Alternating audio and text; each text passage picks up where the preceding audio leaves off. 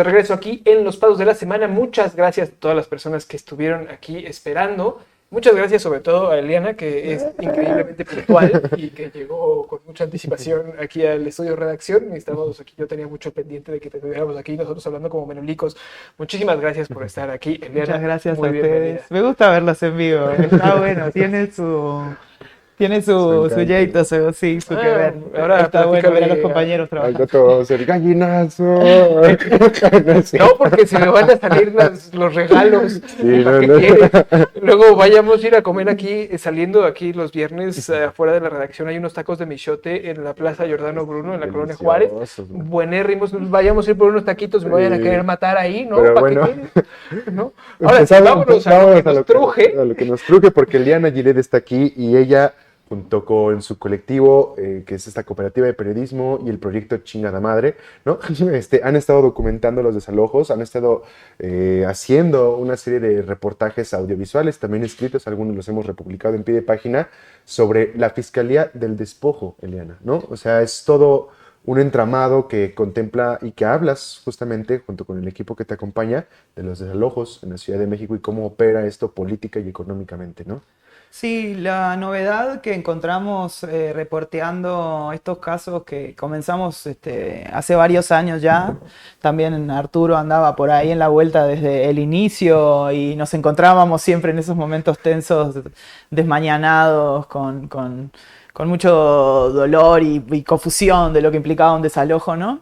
Pero en ese reporteo de casos lo que encontramos es que hay una nueva autoridad que está expulsando a la gente de las zonas centrales, sobre todo de la Ciudad de México, que es esta Fiscalía Ambiental, ¿no? Es un claro invento del Mancerato, tiene todo que ver con ciertas modificaciones internas de los reglamentos y de las atribuciones de las fiscalías, o sea, digamos, todas las modificaciones legales que las modificaciones que se han dado para que esta fiscalía exista son internas de la propia fiscalía, nunca hubo una ley que decidiera que esto, por lo tanto no hubo una discusión pública, democrática en ningún ámbito. A partir de enero del 2016, su entonces procurador Rodolfo Ríos Garza crea esta fiscalía que concentra todas las demandas por despojo que estaban abiertas en las distintas alcaldías territoriales de la Ciudad de México y crea esta fiscalía que parece que tuviera superpoderes, ya que tiene, lo que nosotros pudimos describir de este mecanismo, sobre todo accediendo a 5 expedientes de casos diferentes donde pudimos cotejar un poco cómo funcionaba. Un solo funcionario hace, recolecta las pruebas, hace la investigación, decide cuándo esas pruebas son suficientes y mandata el aseguramiento, que es un poco el eufemismo para este desalojo, y tiene también el poder después de decidir a quién se le entrega ese bien, o sea que imagínense algo que es incluso creo contrademocrático porque no tiene ningún tipo de control externo y que en el reporteo, yendo con la gente que estaba siendo afectada, estaba siendo utilizado como una herramienta para acabar con gente que llevaba muchísimos años de posesión y de permanencia en el centro y que también estaban buscando regularizar su situación frente al Instituto de la Vivienda.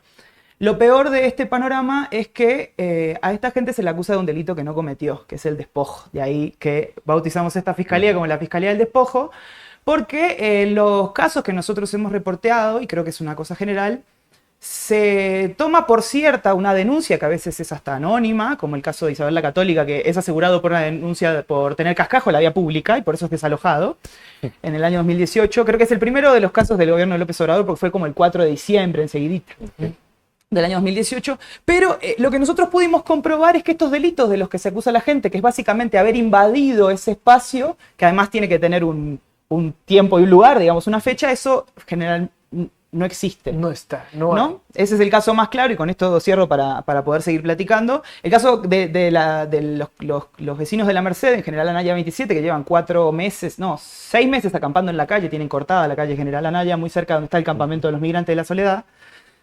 Ellos fueron acusados de haber invadido el predio en diciembre del año pasado, cuando nosotros hablamos con vecinas que llevan ahí desde del año 68, desde los 70, o sea, hay un proceso de criminalización de gente que tenía derechos y se la pasa a acusar de un delito que no cometió. Un mecanismo algo complicado.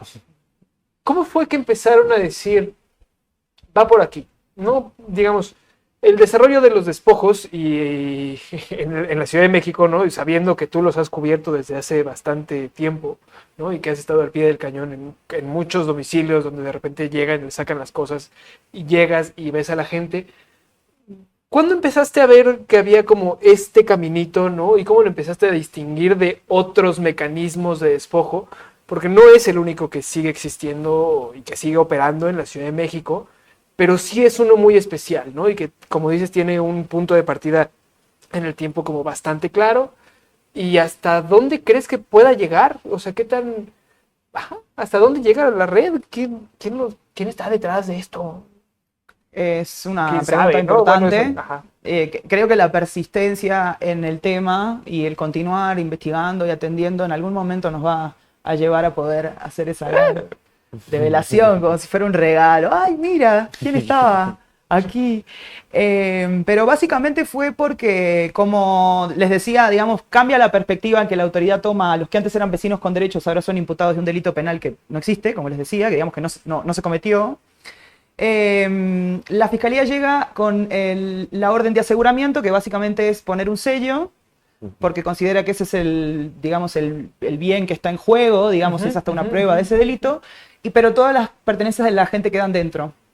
Entonces, las víctimas de la Fiscalía Ambiental, de la Fiscalía del Despojo, no solo son expulsadas de su vivienda, sino que son privadas de todas sus pertenencias. Entonces, por lo general esto ocurre con gente, ya tenemos algunos casos de otros niveles socioeconómicos, pero en general es gente que vive al día, trabajadores, la mayoría son comerciantes, gente que trabaja por la cuenta, en fin. Para quien perder absolutamente todo, hasta a veces sus documentos, incluso las pruebas de que ellos tenían esa posesión y que no habían cometido el delito que se les acusó. Esa fue, creo, la clave para nosotros decir, bueno, esto es algo diferente, ¿no? O sea, llegamos a un desalojo, claro, que fue el caso de la avenida Cuauhtémoc, que sigue abierto, que es el edificio que está frente al Jardín Pushkin, mucha gente lo habrá visto, es un edificio que está medio demoler, es un edificio que la Fiscalía Ambiental intervino 2 veces, con un proceso de criminalización muy duro contra los vecinos que sostuvieron un campamento en la calle de casi 2 años y medio. Ahí de cardenal para los desarrolladores ese terrenito, ¿no? Claro, pero ahora está en una situación ruinosa porque la Fiscalía hace una entrega de ese bien también a los denunciantes que no terminan de probar que son los dueños fehacientes del predio. Y esto es algo que también pasa, digamos, ¿no? A veces cuando se habla de los desalojos, mucha gente, sobre todo en redes, y una discusión que surge sistemáticamente es, bueno, los dueños tienen la oportunidad y el derecho de hacer lo que quieran con sus inmuebles. El problema es que lo que nosotros encontramos es que quien está desalojando a la gente y accionando este mecanismo de la Fiscalía del Despojo no puede probar que sea la dueña legítima de los lugares. Claro. Entonces, digamos, frente a 2 legitimidades que se encuentran, la que se da con estos mecanismos que terminan siendo algo amañados, porque claramente dañan, perjudican siempre a la gente más pobre. Por el otro lado está la legitimidad que tiene la gente de haber permanecido y vivido y haber buscado por los canales que el propio gobierno proponía, que básicamente es el INVI, regularizar su situación. Digamos, en el INVI está la prueba de que ellos no invadieron nada, ¿no? Digamos, porque hay gente que saca sus documentos de los 90 y dice, yo estoy acá porque estoy censada, mira, esto es un documento oficial. Que está sucediendo esto, ¿no? Entonces, eso creo que es lo que, para responder a tu pregunta, lo que nos hizo darnos cuenta de ese despojo que además dejaba a la gente en una condición muy precaria. Sí, imagínate, sales a chambear, de repente te hablan a las 6, 7 de la tarde, oye, vinieron unos ganaderos y nos dejaron fuera de la casa y sellaron y ya no puedes pasar por nada. O sea, te quedas con lo que traes puesto. Sí, y es una forma de condicionar a la gente, claro, obviamente. Y fue el motivo por el que mucha gente empezó a acampar fuera de los predios. Claro. Digamos, porque tampoco tenían la seguridad que no fueran a volver a entrar a que se van a llevar mis cosas, ¿no? Estamos hablando de este mecanismo de despojo, ya lo comentan muy bien a través de la Fiscalía, etcétera, pero ¿cuál es el proyecto que hay detrás, no? O sea, las fechas parecen ser muy claras en Mancerato. ¿Qué estaba pasando en la ciudad, en el desarrollo de la ciudad? ¿Qué se estaba construyendo en la ciudad para que estos desalojos pudieran adquirir esta forma? ¿Cuál era el contexto, la coyuntura de lucha social? Porque también los movimientos de urbano populares están metidos ahí en esta lucha también, ¿no? Sí, es un poco delicado. Yo creo que fue el corolario de un abandono de por lo menos una década de la política de vivienda para los sectores populares. digamos, hace años que no hablamos de una expropiación, por ejemplo, creo que de los inicios de los 2000, ¿no? Cuando fue el gobierno de López Obrador, que fue un poco el que le dio vuelo a muchos de estos lugares. Incluso Zapata 68 fue expropiado por el gobierno de López Obrador, ¿no? Que es un lugar mítico y del que hemos hablado aquí en Pie de Página y en un montón de medios al respecto, ¿no? Pueden buscar más información. Pero yo creo que después eso fue quedando en un abandono total, el INVI ya no construía, luego vino el sismo del año 2017, que vino a reforzar una emergencia evidente pero un poco soterrada, ¿no? Entonces, digamos, casi toda la inversión pública se fue para atender esta urgencia que tenía la gente y que además estaban presionando porque eran una organización más nueva y obviamente los damnificados del sismo tenían un empuje y una visibilidad mucho mayor que los que ahora tienen los desalojados que, claro, digamos, en ese momento creo tampoco hablar de temas de vivienda todavía es muy difícil. Y es muy difícil entenderlo con esta perspectiva de derechos, que también tú has trabajado muchísimo, muchas organizaciones al respecto, como mencionabas a Silvia Manuel y el trabajo de HIC. Digamos, parece que ahora es una mala palabra que una persona exija que el gobierno brinde ese espacio donde... No, espérate que nos va a caer Morales Lechuga, ahí anda escuchándonos, yo lo sé, y va a venir con sus troles, porque luego sale, ¿no? Si no nos vayan a demandar. Pero parece una mala palabra, ¿no? Ahora yo agradezco, y esto es algo que venía pensando mencionar, digamos que este tema ya sea un tema instalado, que muchos de nosotros trabajemos, ¿no? Mencionarte ya a ti nuevamente, pero también todo el trabajo que está haciendo Isabel Briceño recientemente en Pie de Página.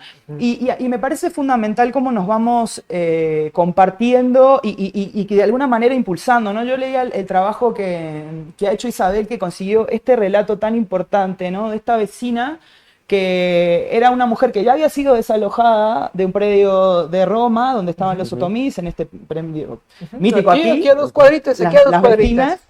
Y luego de un día para el otro, prácticamente sin aviso, llegan y le dicen que, bueno, pues tiene un espacio, ¿no? Y digamos, eso, y después también, sobre todo, la denuncia más reciente que ha hecho sobre este líder triqui Constantino Martínez Guzmán, me parece fundamental señalar cómo en este momento donde las personas desalojadas han logrado construir, digamos, un espacio de atención y han sido la base, si quieren podemos hablar ahora de este programa de vivienda indígena, lo traje un poco de los pelos ahora mencionando el trabajo de Isabel, pero digamos, ya hay gente también incluso que está sacando un poco de tajada y eso es algo que por ejemplo, yo pude saber gracias al trabajo de otras compañeras, quiero decir, ¿no? Como que también la coyuntura hoy hace que nosotros podamos colaborar de una manera y además hay tantas situaciones, tantos casos que por suerte han empezado a salir a la luz, que es gracias a que hay muchos más compañeros periodistas, sobre todo medios independientes, que han estado atendiendo esta situación, ¿no? Pero bueno, no sé si te respondí muy bien a lo que iba, porque me fui de tema, no quería dejar de mencionar. Pero ¿qué estaban construyendo? Claro. ¿Qué siguen construyendo? ¿No? O sea, ¿para quiénes son estos? Y creo que se relaciona un poco con una pregunta que nos hacían antes de irnos al corte y regresar con la entrevista, ¿no? Dice, ¿se tiene idea de quiénes son los empresarios y funcionarios que en contubernio están desalojando ilegalmente a las personas? Pregunta Luis Túa. Uno, o sea, pues no es tan ilegal, ¿no? Porque tienen toda una fiscalía puesta a disposición para hacer trámites que parecieran legales como para hacerse de estos espacios. Y bueno, pues el fin de estos espacios pues parece muy visible, uno diría, pues es para meter la gentrificación y para meter esos pinches departamentos de 30 metros cuadrados, ¿no? Pero, ay, sí, ¿verdad? Me va a censurar YouTube. Sí. Un saludo a todos los pinches departamentos de 30 metros cuadrados que están allá afuera. Gracias, yo lo sé. Por favor. Estamos en horario de protección al menor. Eso se decía en el Uruguay. Vamos a seguir. Tienes razón. Tú que eres tan ecuánime y con tanta... digamos, paciencia y con una cabeza tan calma y tan fría. Pues bueno, ¿tú quiénes ves que siguen ahí? O sea, ¿quiénes están metiéndole la leña a esto para que siga ardiendo esta maquinaria de despojo? Bueno, la Fiscalía, el único cambio que sufrió fue de nombre. Okay. En el comienzo del gobierno de Claudia Sheinbaum, ¿no? Se hizo un proceso como que intentó transparentar un poco la decisión de quién sería su titular, que ahora está en manos de Alma Luisa Rodríguez Soberanes. Pero no se ha sancionado a ninguno de estos funcionarios precisamente porque se ha como torcido, creado este mecanismo que legaliza todo lo que en el terreno está chueco. Claro. Sobre todo porque hay un proceso de criminalización evidente de la gente y porque es una política de hechos consumados. O sea, nosotros hemos visto casos, por ejemplo, el de Isabel la Católica, el 254 que les mencionaba, que se recibe una denuncia anónima porque hay cascajo en la vía pública. La investigación de la fiscalía dura 3 semanas y se asegura el predio. Ojalá todos los casos fueran así de rápidos, ¿no? Exactamente. Entonces, goza de un dinamismo y después con el tiempo supuestamente aparece una persona que dice que es la dueña. Entonces, digamos, ¿cómo es bien la relación para no falsear, digamos, porque es algo delicado? ¿Quién está llamando a quién? ¿Cómo se mueve la información? El efecto es evidente, ¿no? La que pierde es la gente. Claro. Que tenía derechos, que tenía su posesión y que tenía su vida ahí. O sea, en este predio que les digo, adentro del edificio quedaron, no sé, las cenizas del padre, por ejemplo. Que, digamos, hasta emocionalmente es algo durísimo. ¿Me explico? Sí, sí, sí. Claro. Que a uno incluso le hace mella para la forma de poder sacar los restos de mi papá, ¿no? Y bueno, y lo que vimos en algunos casos de los más viejos, la fiscalía a veces pasa muchísimos años con los predios asegurados o preservados. Este que les menciono, para seguir con este ejemplo de Isabel la Católica, sigue allí preservado desde hace 6 años. Pero en algunos casos, como les digo, entrega esos predios a los denunciantes sin tener pruebas de que sean verdaderamente los dueños. Y lo que nosotros vimos, por ejemplo, en uno de Da Vinci, de cerca del Metro Miscuac, Da Vinci 129, que pues ahí sí hay una torre de GDC Desarrollos, ¿no? Claro. Entonces, nosotros todavía no podemos dar una cuenta tan clara para decir, digamos, esta es la tendencia, porque también es algo muy nuevo, pero sí es el inicio de una etapa que en realidad lo que necesita es el suelo. Claro. Porque tampoco les interesan esos edificios ruinosos que la gente ha mantenido con tanta dificultad, sino que un poco el negocio, lo que nosotros olfateamos es que es tirar y construir, tirar y construir. Entonces, por ahí puede que haya algunas pistas de quiénes son los beneficiados de este mecanismo, ¿no? Política gubernamental, corrupción, o sea, ¿por dónde crees que va la tendencia? Porque, o sea, son, como dices, es delicado y son como dos inclusive enfoques distintos, ¿no? O sea, si es una política de gobierno, estamos hablando de una operación y una visión de la ciudad que está impulsándose desde el diseño de la política pública, ¿no? Si es corrupción adentro de las fiscalías, estamos hablando de una captura tal vez del Estado, de ciertas partes del Estado para poder impulsar esos desarrollos, pero sí es distinto, o sea, ¿por dónde crees que va la tendencia? Yo creo que ese es el gran desafío de estos próximos 6 años. Incluso ahora que mencionaban, ¿no? O sea, sabemos que Clara Brugada tiene un pasado militante histórico en el MUP, en el Movimiento Urbano Popular, que es, digamos, la organización que ha nucleado a estas vecinas que conformaron la red de desalojadas de la Ciudad de México en el 2019. Y yo creo que es la ciudad y la planeación y todo lo que tiene que ver con la política de vivienda es el lugar tal vez más claro donde se da cuenta de que existe una lucha. Digamos, de que el poder político por lo general va decidiendo hacia dónde mueve, pero que ahí hay grandes capitales privados que en realidad son los que terminan definiendo qué es lo que se hace y no se hace en los lugares donde vivimos, ¿no? Hay una fuerza también de ahora más reciente, bueno, no más reciente, histórica, quiero decir, perdón, de organizaciones de vecinos y ciudadanas y también civiles, ahora que han agarrado el tema de reivindicación, de que tiene que haber una política de vivienda, pero digamos, en este tema lo peor que puede haber es como que esté ausente, ¿no? Que no haya ningún tipo de participación, ningún tipo de regulación. Se ha hablado con el tema de los Airbnb. Y en este tema de los desalojos, incluso la vez que se quiso trabajar con esta regulación del artículo 60, que también aquí se trabajó mucho periodísticamente en pie de página, el gran elemento de discordancia era que el gobierno tenía que garantizar el realojo para la persona desalojada. Y eso había trancado la discusión en el legislativo, ¿no? Tumbó el artículo 60. O lo dejó de una forma bastante más light de lo que las organizaciones exacto. pretendían, ¿no? Pero sí, obviamente se necesita de que haya un poco de equilibrio hacia este lado, ¿no? Que tal vez se pueda hacer un diagnóstico público un poco más fino, más certero de lo que de lo que ha causado toda esta. Nosotros sí creemos que es una política porque, digamos, ninguna de las personas con las que nosotros platicamos en estos 7 años se pudo defender. No había forma de que ellos legalmente, por ejemplo, los que intentaron llevar un juicio de prescripción positiva de propiedad, que es el mecanismo que uno tiene cuando ha vivido más de 10 años en buena fe, perdón por toda la sarta de términos leguleyos, pero hay un mecanismo para que usted pueda acceder como a, digamos, a la propiedad del lugar en donde vive. Un mito urbano, ¿no? Pero sí, No, ese. Que paga los servicios, sus vecinos lo identifican. Entonces, por ejemplo, ahí tenemos un actor clave que es el Poder Judicial, que está en este momento en jaque. Es lo que te iba y que sería interesante que pudiera atender, digamos, estas demandas que tienen que ver con el acceso a la justicia, ¿no? Sí, que parece el tema que también está...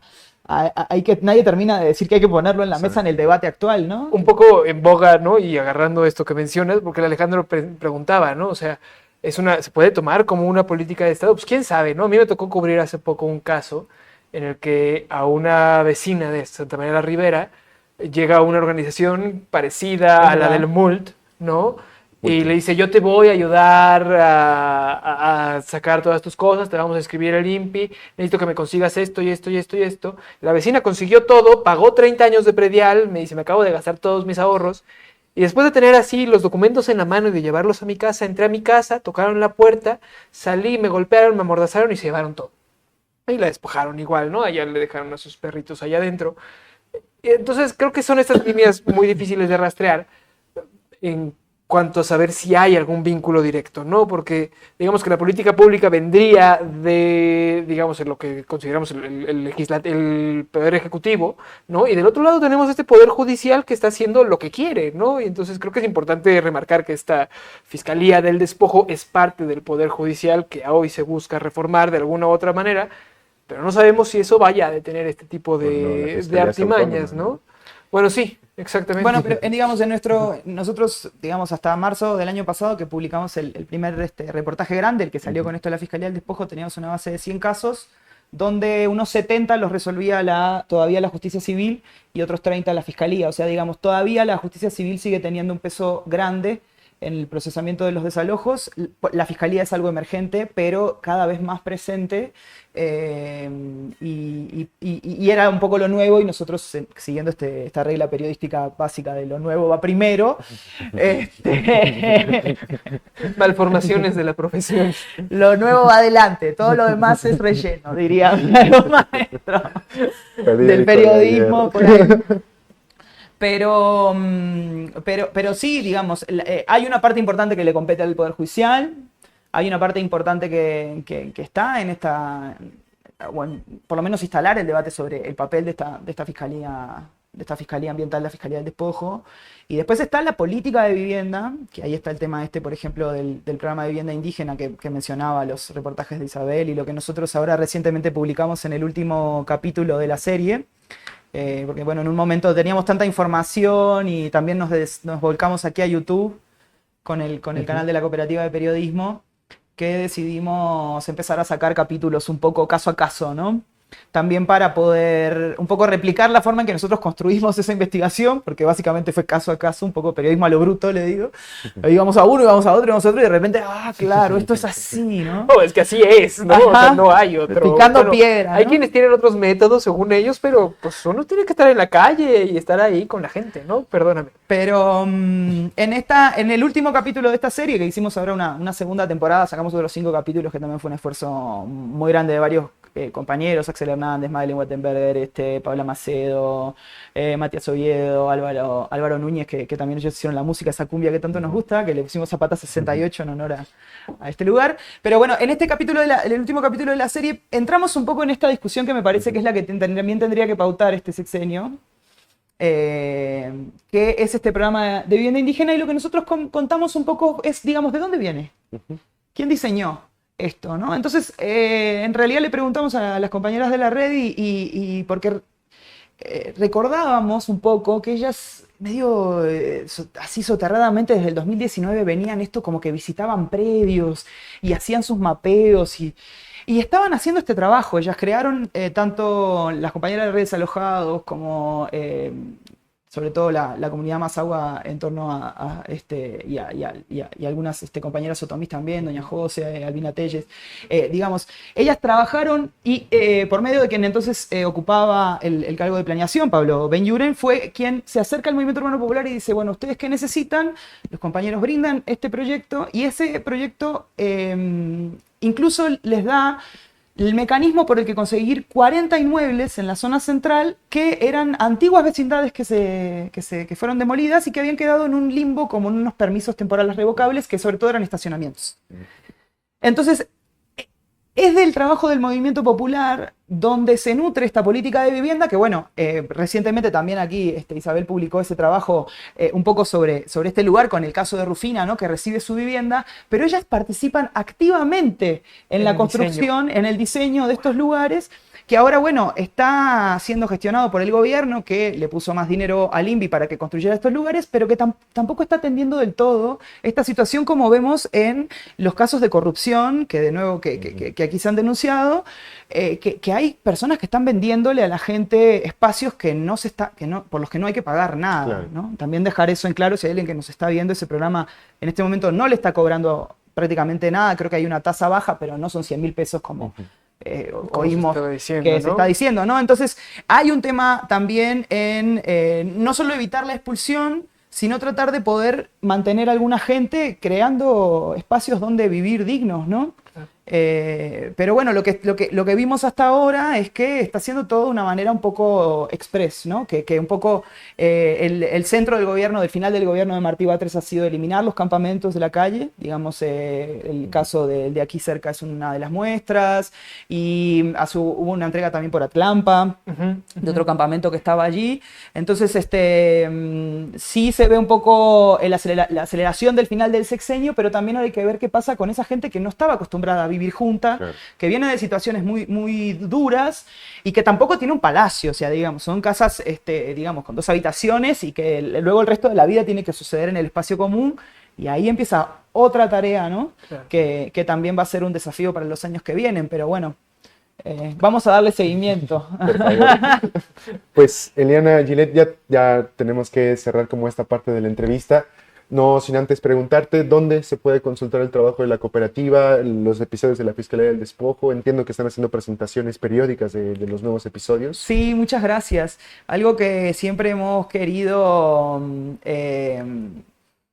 lograr es tener un poco una devolución primero con la gente que participa, porque bueno, nosotros ahora nos hemos volcado a hacer reportajes en video y eso implica también muchas horas de pasar con la gente y que ya básicamente se acostumbra a nuestra presencia con una cámara frente a ellos, pero sobre todo estas series que hemos publicado en nuestro canal de YouTube, en Cooperativa de Periodismo, ya lleva 8 capítulos. Básicamente lo que muestra son algunos casos de desalojo y sobre todo también los mecanismos de lucha y de resistencia que tienen estas personas, que suele ser, salvo en casos honrosos como ustedes, suele ser algo que se elimina, ¿no? De los reportajes, ¿no? Ves a la gente parada como cortando una calle como si fuera solo eso. Y hay mucho trabajo por detrás, hay mucho trabajo de discusión, organizarse, ponerse de acuerdo es algo tan complicado a veces, ¿no? Y sobre todo en situaciones tan difíciles. Entonces a nosotros nos interesa, como un poco tenemos esta posibilidad de decidir lo que va, centrarnos en esos procesos que a veces son una reunión, una asamblea, un espacio de diálogo como este, que también les agradezco mucho. Hombre, gracias a ti. Y perdón, sí estamos proyectando. Eso, todos los jueves, ¿no? Están proyectando, estamos aquí en el centro. ¿Dónde es? ¿Todavía le pueden caer? ¿Todavía está la temporada? Sí, el próximo jueves 25 y el 1 y 8 de agosto a las 7 de la tarde los invitamos aquí en La Resistencia, en Cuba 34, con el espacio de cine que tienen ahí las compañeras. Y vamos a estar proyectando y haciendo un poco de discusión. Los capítulos son cortos, duran unos 15-20 minutos, entonces eso brinda un espacio como un disparador. En algunos casos también nos acompañan algunas de las personas que han sido afectadas, porque todas son por ahí, ¿no? El caso de Argentina 110, de este edificio que fue todo desalojado, salvo el comercio asiático, los vecinos de la Merced, espero que también puedan acercarse, y bueno, el caso también de Puebla 261, que dramáticamente fueron desalojados, incluso siendo criminalizados como un lugar de venta de droga, digamos. Le hicieron un mega operativo en un viernes en la noche, que bueno, después esta acusación cae porque no hay cómo sostenerla con pruebas, pero bueno, eso fue lo que causó el desalojo de este edificio aquí en la Roma. Perfecto, pues No nos vamos, no sé si te quieras quedar. Tenemos ahorita una mesa de análisis de todo lo que ha pasado con Trump. Qué ¿no? bueno. Va a venir Leti Calderón Chelius y Ingrid Urgelles, que ya están aquí en el Zoom. Entonces, si quieres para seguirnos derechos, si te molesta quedarte, puedes quedarte, estás más que invitada. Si no, puedes, hacemos un corte, pero como te sientes más cómoda, no sé tú qué opines. pues Sí, pues vámonos, que estamos aquí ya, porque para que ya la tenemos esperando desde hace un rato y me da mucha pena. yo No creo sé que si nos... cortamos ¿Ah, sí, cortamos? la